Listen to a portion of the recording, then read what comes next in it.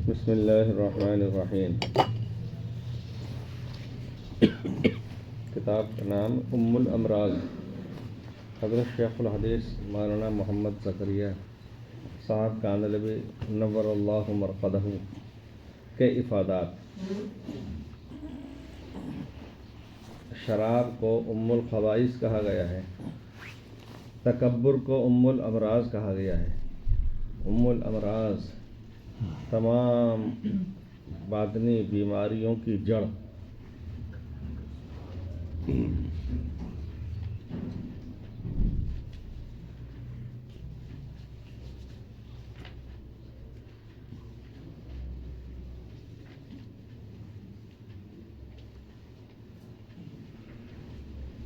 تکبر اور تواضع کے متعلق بزرگان دین کے اقوال اور ان کی حکایات۔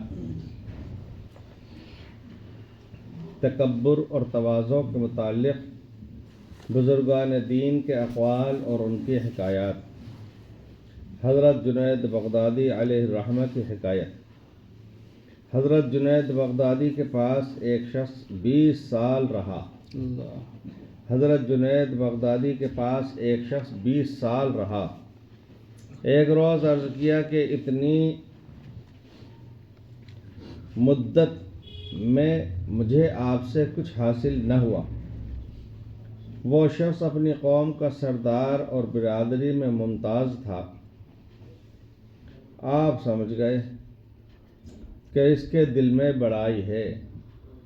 فرمایا اچھا ایک بات کرو، اخروٹوں کا ایک ٹوکرا بھر کر خانقاہ کے دروازے پر بیٹھ جاؤ۔ اخروٹوں کا ایک ٹوکرا بھر کر خانقاہ کے دروازے پر بیٹھ جاؤ اور پکارو کہ جو شخص مجھے ایک جوتا مارے گا اس کو ایک اخروٹ دوں گا، جو 2 مارے گا تو 2 دوں گا، اسی طرح زیادہ کرتے جاؤ۔ جب یہ کام کر چکو اور اخروٹ کا ٹوکرا خالی رہ جائے تو میرے پاس آؤ۔ اس شخص نے کہا لا الہ الا اللہ محمد رسول اللہ۔ حضرت یہ کام تو مجھ سے ہرگز نہ ہوگا۔ حضرت جنید نے فرمایا کہ یہ وہ مبارک کلمہ ہے کہ اگر 70 برس کا کافر اس کو ایک مرتبہ صدق دل سے پڑھ لے تو واللہ مومن ہو جائے، مگر تو اس وقت اس کے پڑھنے سے کافر طریقت ہو گیا، جا نکل جا، تجھے مجھ سے کچھ حاصل نہ ہوگا۔ دوسرے کسی بزرگ کا نام لے کر فرمایا کہ ان کے پاس ایک شخص مدتوں رہا اور پھر شکایت کی کہ دل کی حالت درست نہ ہوئی۔ شیخ نے فرمایا کہ میاں درستی سے تمہارا کیا مقصود ہے؟ اس شخص نے جواب دیا کہ حضرت جو نعمت آپ سے ملے گی آپ سے لے کر دوسروں کو پہنچاؤں گا۔ شیخ نے فرمایا بس نیت ہی کی تو ساری خرابی ہے کہ پہلے ہی پیر بننے کی ٹھان رکھی ہے۔ اس بیہودہ خیال کو جی سے نکال دو اور یوں خیال کرو کہ اللہ تعالی نے جو ہمیں طرح طرح کی نعمتیں دی ہیں ان کا شکر اور بندگی ہم پر فرض ہے۔ پس اس امید پر جو لوگ ذکر و شغل کرتے اور نماز پڑھتے ہیں کہ ہمیں اس کا نفع ملے، یہ ان کی حماقت ہے، ان کی نیت میں فساد ہے۔ کیسا نفع، کہاں کا اجر؟ یہ ہستی، یہ جسم، یہ آنکھیں، یہ ناک، یہ کان، یہ زبان، یہ حواس حق تعالی نے ہمیں دے رکھے ہیں۔ پہلے ان کے شکریہ سے تو فراغت ہو لے تو دوسرے نفع اور اجر کی توقع کریں۔ تذکرۃ الرشید۔ اکمال الشیم میں لکھا ہے کہ جس نے اپنے لیے تواضع کو ثابت کیا وہ بے شبہ متکبر ہے۔ کبھی کبھی بعض لوگ اپنے آپ کو ظاہر ایسا کرنا چاہتے ہیں جیسے کوئی اپنے آپ کو صاف ستھرا ثابت کرنا چاہتا ہے، اپنے آپ کو عبادت گزار ثابت کرنا چاہتا ہے، بعض لوگوں کو دیکھا گیا کہ سجدے کے اندر وہ اپنی پیشانی کو رگڑتے ہیں، اور رگڑنے کا مقصد یہ ہوتا ہے کہ لوگ دیکھیں تو سمجھیں گے کہ نشان پڑا ہوا ہے، یہ تو آدمی تو بہت سجدے کرتا ہوگا۔ تو دوسرے کو اپنی کسی بھی صفت کا اظہار کرنا۔ اسی طرح سے بعض لوگ اپنے لیے تواضع کو ثابت کرتے ہیں، میں کیا ہوں، کچھ نہیں ہوں، حقیر فقیر پر تقصیر ہوں، خاکسار گناہگار ہوں۔ اگر کوئی دوسرا ان کو فون لگائے، خاکسار صاحب خیریت سے ہیں، پارا چڑھ جائے گا۔ بھائی آپ خود بھی تو کہہ رہے تھے، میں تو کہوں گا لیکن آپ نے مجھ سے کیسے کہہ دیا؟ مجھے اچھی طرح یاد ہے ایک عالم صاحب بری طرح بھیڑ لیے، بری طرح سے میں جب بھی آیا اس ادارے میں تو بڑی تگڑی چل رہی تھی، بڑے ناراض ہو رہے تھے، اس سے میں بھڑکے ہوئے تھے۔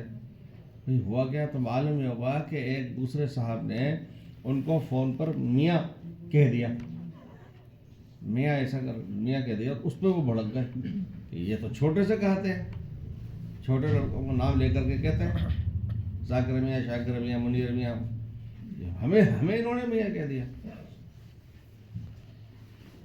حالانکہ حضرت شاہ ولی اللہ محدث دہلوی رحمۃ اللہ علیہ کے ہاں میاں صاحب خطاب تھا اس کا جو مسند حدیث پر جلوہ افروز ہوا کرتے تھے، میاں صاحب کہلاتے تھے۔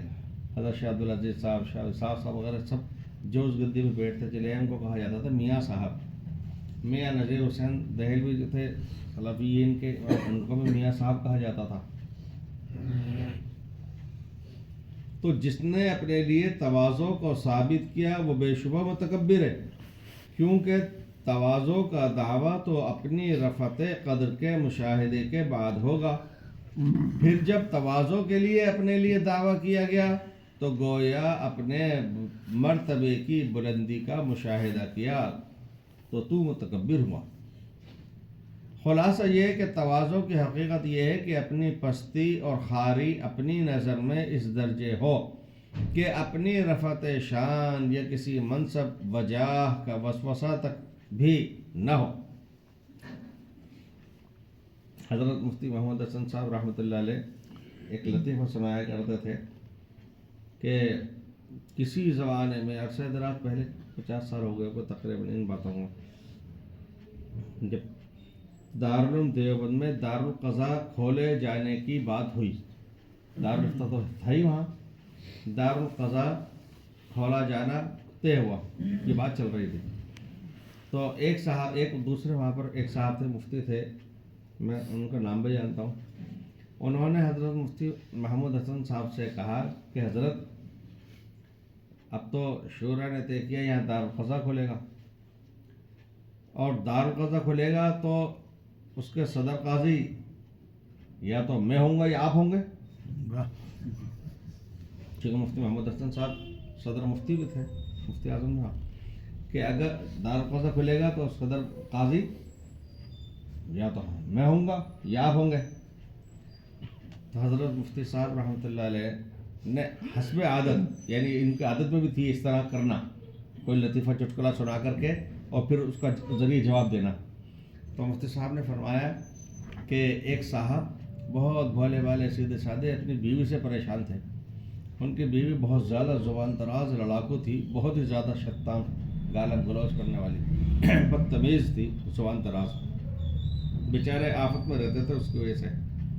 آخر اتنا زیادہ ہوا کہ ایک دفعہ وہ بکنے لگی تو انہوں نے دعا کی، اے پروردگار، آسمان کے دم کر کے، اے پروردگار یا تو مجھے اٹھا لے اور یا اس کو اٹھا لے۔ ابھی کہا نہیں تھا کہ اس سے پہلے تو بیلن اٹھا کر کے سر پہ لگانے لگے، ہاں کیا اور کیا اور یا بھی اللہ مجھے ہی اٹھا لے، یا تو اسے اٹھا لے اور یا بھی مجھے ہی اٹھا لے۔ مفتی محمد حسن صاحب نے فرمایا کہ دیکھیے مفتی صاحب، اگر یہاں دارالقضاء کھلے گا تو یا تو صدر قاضی آپ ہوں گے اور یا بھی آپ ہی ہوں گے۔ مفتی محمد حسن رحمۃ اللہ علیہ کو مفتی اعظم کے عہدے پر دارالعلوم دیوبند میں لایا گیا تھا۔ جب ان کو لا کے دارالفتہ میں بٹھایا گیا تو وہ گدی جہاں پر مفتی اعظم کی صدر المفتین کی तिपाही होती है जिसके अंदर कुछ रखने का भी होता है, साबर रखने का, मोहरे वगैरह रखने का। मुफ्ती साहब वहाँ पर नहीं बैठे। मुफ्ती निज़ामुद्दीन साहब जो उस वक्त तक कारगुजार सदर चल रहे थे, उन्होंने चाबी दी मुफ्ती साहब को कि और आप यहाँ बैठिए, कलमदान आप संभालिए मुफ्ती आजम का। तो मुफ्ती साहब ने फरमाया नहीं, मैं वहाँ नहीं बैठूँगा, वहाँ आप ही बैठेंगे। अल्लाह। तो उन्होंने कहा कि शूरा ने तो आपके लिए तय किया है, मैं कैसे बैठ सकता हूँ। मुफ्ती साहब ने फरमाया अगर आप नहीं बैठोगे तो मैं वापस चले जाऊँगा। और ये कहना उनका दिखावे का नहीं था, जो दिल में था वो ज़ुबान पे, जो ज़ुबान पे था वो दिल में।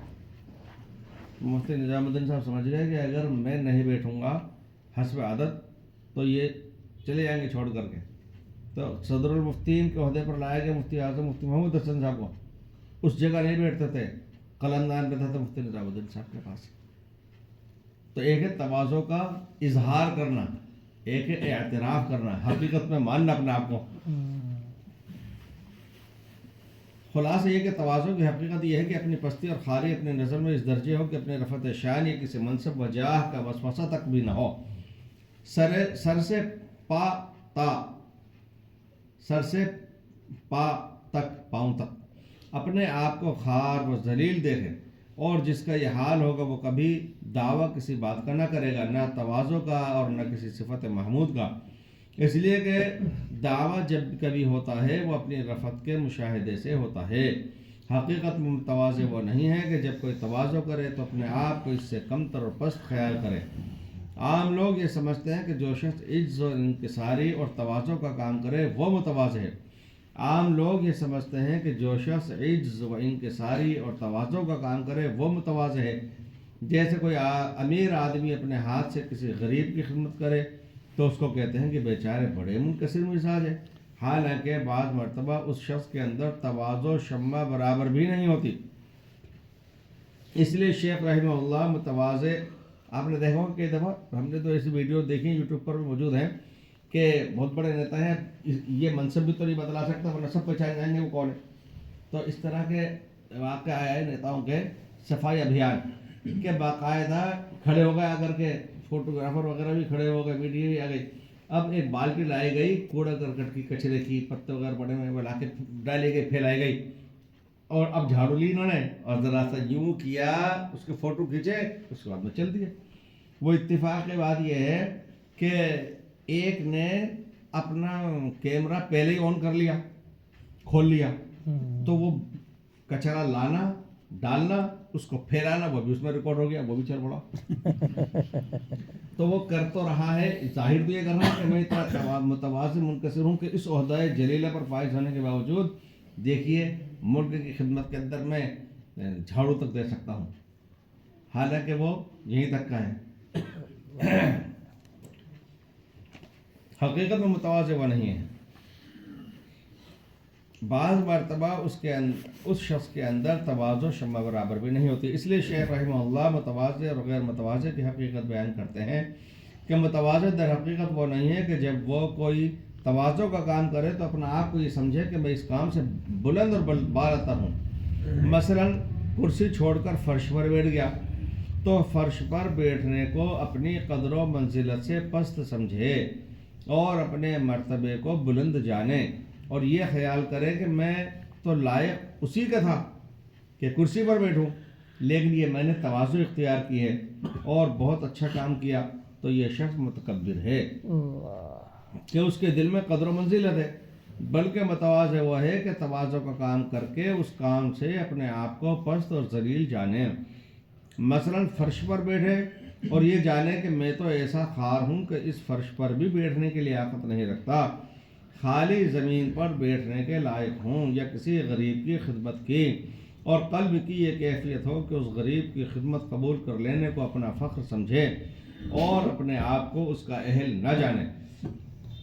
इरशादात हज़रत शेखुल हदीस, हज़रत शेखुल हदीस ज़ादा मज़दूफ़ फरमाते हैं कि किब्र का मसला शरीयत में बहुत सख्त है और तरीक़त में उससे भी ज़्यादा।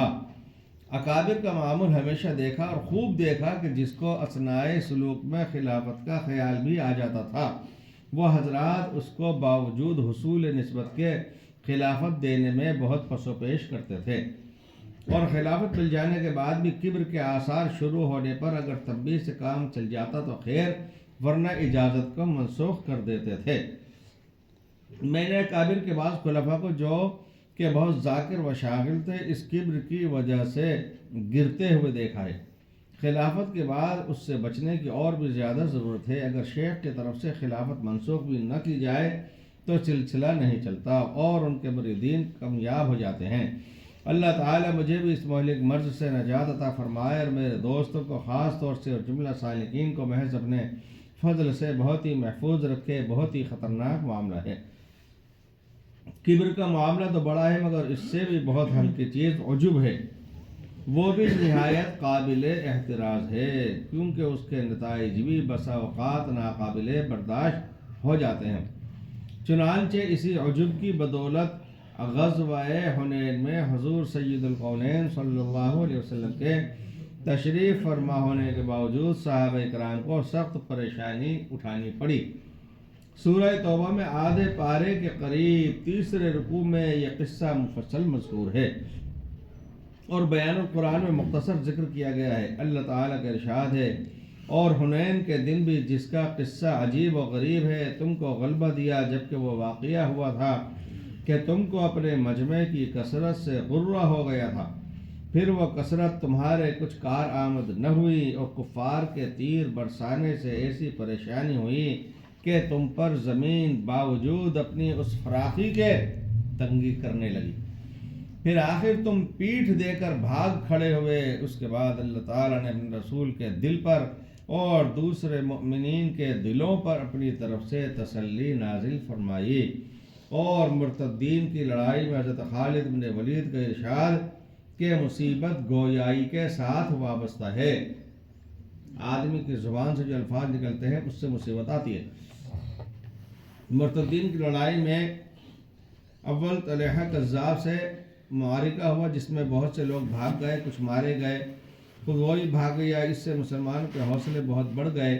اس کے بعد مسیلمہ کی جماعت سے لڑائی ہوئی جس میں بہت سخت مقابلہ ہوا، ہزاروں آدمی اس جماعت کے قتل ہوئے اور مسلمانوں کی بھی بڑی جماعت شہید ہوئی۔ حضرت خالد بن ولید ان مارکوں کے سپہ سالار تھے، فرماتے ہیں کہ جب ہم طلحہ سے فارغ ہو گئے اور اس کی شوکت کچھ زیادہ نہ تھی تو میری زبان سے ایک کلمہ نکل گیا اور مصیبت گویائی کے ساتھ وابستہ ہے۔ میں نے کہہ دیا تھا کہ بنی حنیفہ ہیں ہی کیا چیز، یہ بھی ایسے ہی ہیں جیسے لوگوں سے ہم نمٹ چکے ہیں، مگر جب ہم اس کی جماعت سے بھڑے تو ہم نے دیکھا کہ وہ کسی کے مشابہ نہیں ہے۔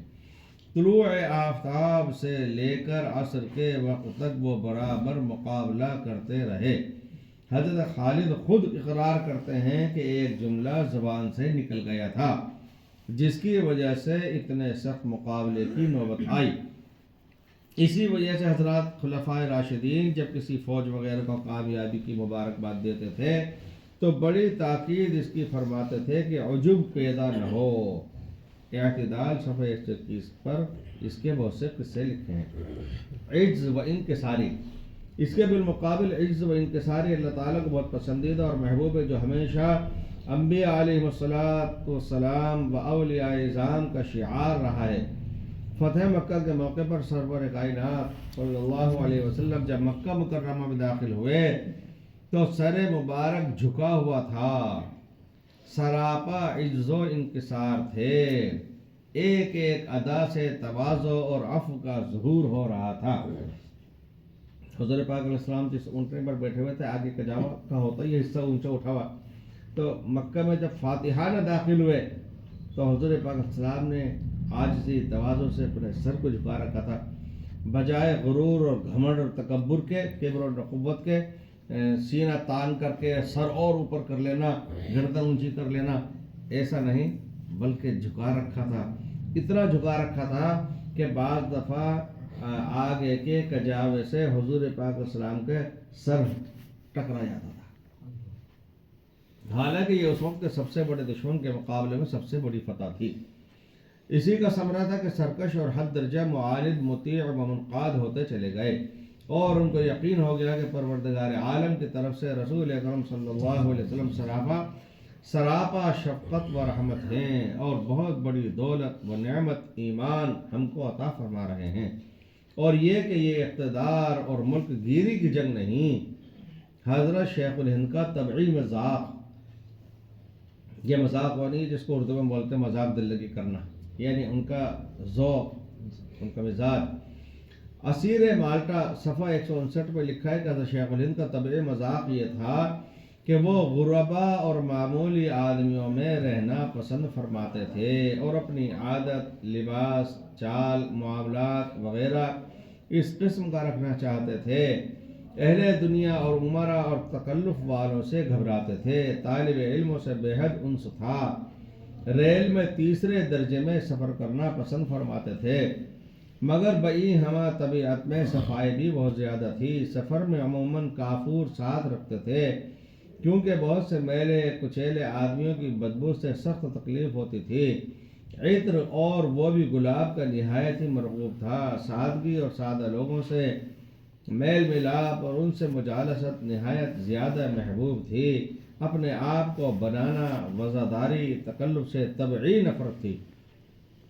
حضرت نانوتوی کا مقولہ، بارہا حضرت مولانا نانوتوی کا مقولہ نقل فرمایا کرتے تھے کہ عوام الناس کا بیت الخلا قضائے حاجت کی جگہ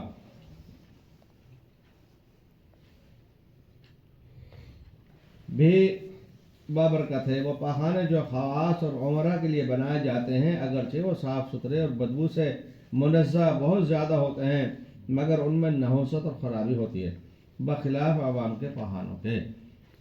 بیت الخلا وہ جو بنا ہوا ہوتا ہے، حقیقت یہ ہے کہ نفس کو اپنی تعلی مرغوب ہے، اپنی بڑائی، بلندی، اور وہ اپنی رفعت اور بڑائی کا از حد خواہاں ہے، اور یہی تمام برائیوں اور دنیا اور آخرت کی روسیاہی کی جڑ ہے۔ اس لیے اللہ والے اور کاملین حضرات جو امور میں تھوڑی سی بھی نفس کی تعلی اور اس کا تفوق محسوس کرتے ہیں اس کو برائی کے نظر سے دیکھتے ہیں، اور جس میں کثر نفسی اور ذلت ظاہری نظر آتی ہے اس کا محبوب رکھتے ہیں۔ ظاہری بدبو اور کثافت مادی معنوی بدبو اور کثافت روحانی کے مقابلے میں کوئی چیز نہیں اور نہ کوئی حیثیت رکھتی ہے۔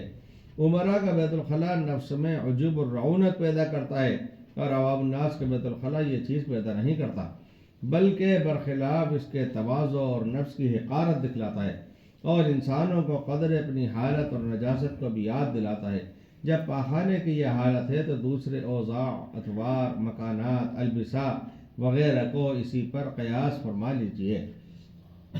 فقہا نے حوض سے وضو کرنے کو افضل لکھا ہے۔ فرماتے تھے کہ فقہا نے حوض سے وضو کرنے کو افضل لکھا ہے۔ شراح فرماتے ہیں کہ اس کی وجہ یہ ہے کہ معتزلہ کا خلاف اور ان کی دل شکنی کی جائے، مگر کہیں منقول نہیں کہ معتزلہ نے حوض سے وضو کرنے پر کسی قسم کا انکار کیا ہو۔ میری سمجھ میں تو آتا ہے کہ نفس کی اصلاح اس میں بہت زیادہ ہوتی ہے اور اس پر نہایت شاق بھی گزرتا ہے، کیونکہ ایک ہی جگہ سے ایک شخص نے پاؤں دھویا ہے، دوسرا آتا ہے اور اس پانی کو منہ میں اور ناک میں ڈالتا ہے اور اس سے چہرے کو دھوتا ہے۔ اس لیے نفس امارہ والے اور بڑے بڑے دنیا دار اس سے وضو کرنے میں اپنی ہتک اور بے عزتی سمجھیں گے۔ غالباً حوض میں وضو کرنا اسی بنا پر نہایت افضل ہے۔ واقعیت تو یہ ہے کہ یہ دونوں استاد شاگرد یعنی حضرت مولانا نانوتوی قدس سرہ اور حضرت مولانا شیخ الہند رحمہ اللہ اس بات کی تلاش میں رہتے تھے کہ کس بات میں فرق تنی، نفس کشی، تواضع و انکساری ہوتی ہے، اس کے لیے نہایت کوشاں ہوتے تھے، اور جن چیز میں رعونت، جاہ طلبی، نفس پرستی، شہرت، تعلی، خودداری ہوتی تھی اس سے کوسوں دور بھاگنے کی فکر کرتے تھے۔ پھر بھی یہ نہ تھا کہ عام قاعدے کے موافق زبانی اور ظاہری جمع خرچ ہو۔ یوں تو ہم سبوں کی حالت ہے کہ اپنے آپ کو کم ترین خلائق، سگے دنیا، ذرہ بے مقدار، نابکار، ننگے خلائق وغیرہ کہتے رہتے ہیں اور لکھتے بھی ہیں، مگر یہ سب کارروائی عامتاً منافقانہ اور ریاکاری کی بنا پر ہوتی ہے۔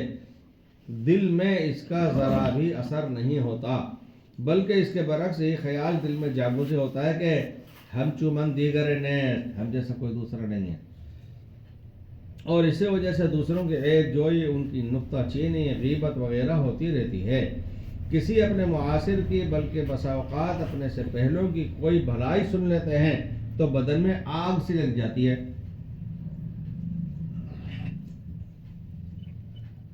سن 92 میں کہ ہم وہاں چینی کے بروز میں سالانہ جلسہ ہوا تھا، مفتی مسرور مرحوم حیات تھے، 2 قاری تھے اسٹیج پہ، میں نے دونوں کا تعارف کرایا، نظامت کر رہا تھا، سبھی کا تعارف کرا رہا تھا۔ تو اس میں ایک قاری کے بارے میں مجھے زیادہ معلومات تھی، میں نے وہ تمام باتیں رکھ دیں، ایک کے بارے میں جتنا معلوم تھا ان کے بارے میں وہ رکھ دیا۔ ویسا دوسرے دن تو وہ گرجتے برستے میرے پر آ ٹوٹ پڑے، آپ نے ان کے تعارف میں تو یوں بھی کہا اور یوں بھی کہا، ہمارے بارے میں نہیں کہا، ہمارے بارے میں نہیں کہا۔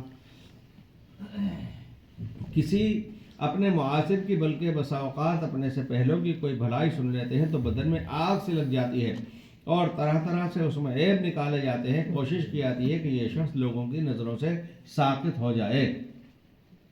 اگر کوئی ہم کو جاہل، نالائق، احمق، گدھا، کتا، سور وغیرہ کہہ دیتا ہے تو آگ بگولا ہو جاتے ہیں۔